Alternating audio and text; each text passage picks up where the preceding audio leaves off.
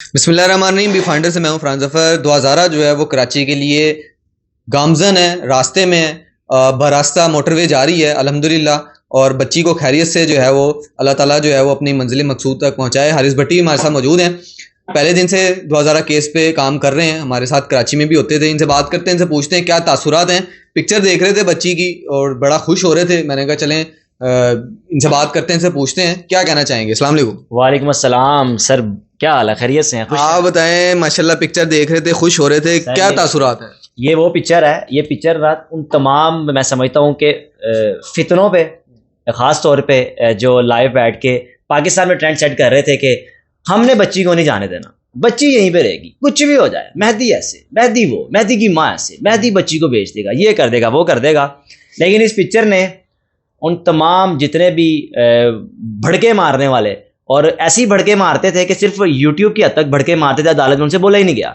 बच्ची लेकर जाने में कामयाब हो गया सिंध पुलिस। किधर गई आपकी वो मिठाइयाँ, किधर गई आपकी वो चॉकलेट्स, किधर गई वो आपकी वो जो नगेट्स बच्ची को मैं खिलाने गई। मुझे बच्ची पर बड़ा तरस आ रहा था, बच्ची कुछ भूखी है, यानी कि 3 माह 10 दिन से बच्ची जो असल माँ है वो बच्ची को मिल नहीं पा रही, वो बच्ची को कुछ खिला नहीं पा रही, लेकिन जो मुंह बोली माँ है वो बच्ची को चॉकलेट्स खिलाने जा रही है और वहीं पे व्लॉग्स बना के बड़ा प्राउड महसूस कर रही है। बच्ची को क्या पता 14-15 साल की बच्ची को कि मैंने दूसरा मेडिकल करवाने के लिए क्या रास्ता इख्तियार करना है, कौन बताता है? सर पहले दिन से चीज़ें गलत साबित हुई। जब बच्ची का इंटरव्यू के सामने आया, फरहान भी आपने देखा, और हम बड़े परेशान हो गए कि यार 14-15 साल की बच्ची ऐसे ऐसे अल्फाज नहीं बोल सकती। वक्त गुजरा, चंद दिन गुजरे, वो चीज़ें सामने आती रही कि बच्ची के तमाम इंटरव्यूज़ प्लांटेड थे।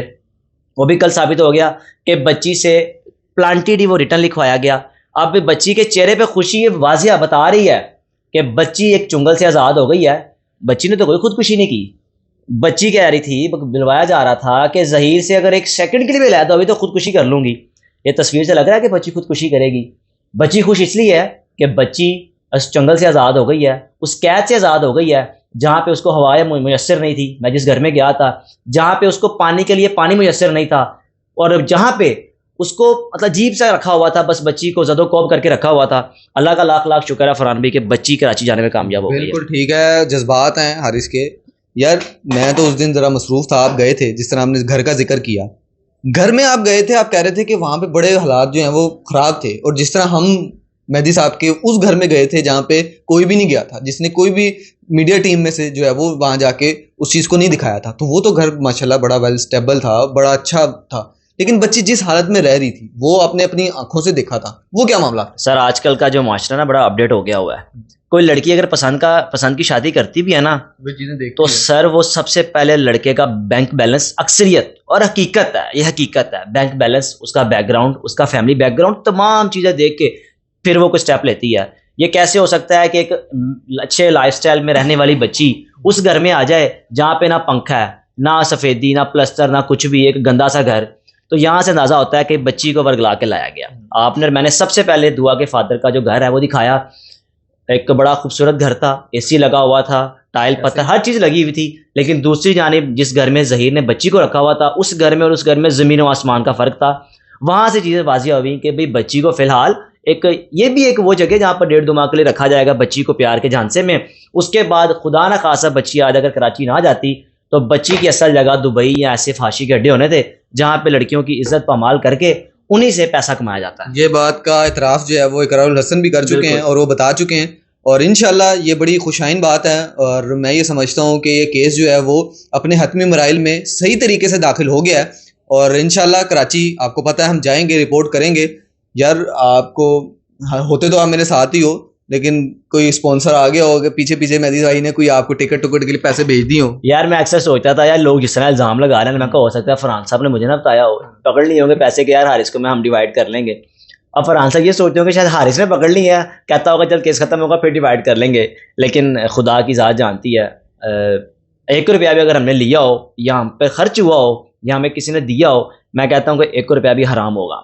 मैं ये सफाइयाँ हमें देने की ज़रूरत नहीं है, वैसे जस्ट लेटर नोट में मैं डिस्कस कर रहा था हारिस से। और इंशाल्लाह ताला ये आप देखेंगे कि ये केस जो है ये एक टेस्ट केस बनेगा।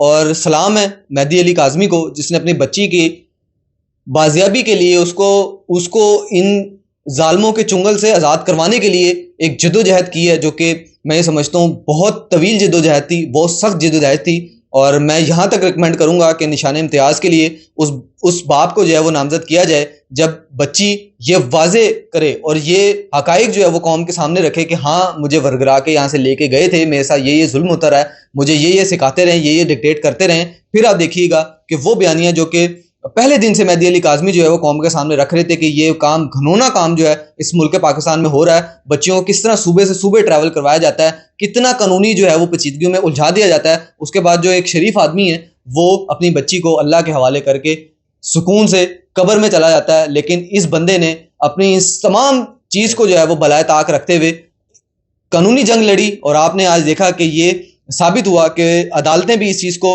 एक्सेप्ट कर गई हैं, क्योंकि उनको भी गुमराह किया गया। और जिस तरीके से वहाँ पे भी आपने देखा कि अभी भी मेडिकल दोबारा करने के लिए जो है वो दरख्वास्त जाहिर कर दी थी, लेकिन ये जानते बूझते हुए कि सबसे बड़ा मेडिकल बोर्ड था जिसने 2000 का मेडिकल किया। इंशाल्लाह कराची से भी आपको मजीद अपडेट करेंगे इस केस में, जिस तरह अपडेट्स आ रही हैं आपको आगाह कर रहे हैं। बी फाइंडर से मुझे दीजिएगा इजाज़त। अल्लाह हाफ़िज़।